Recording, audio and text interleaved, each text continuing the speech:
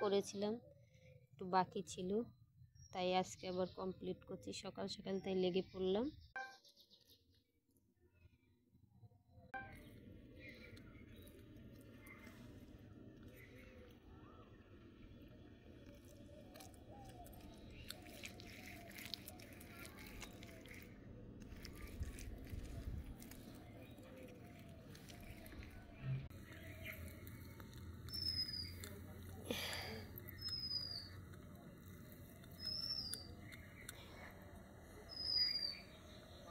হয়ে গেল কমপ্লিট।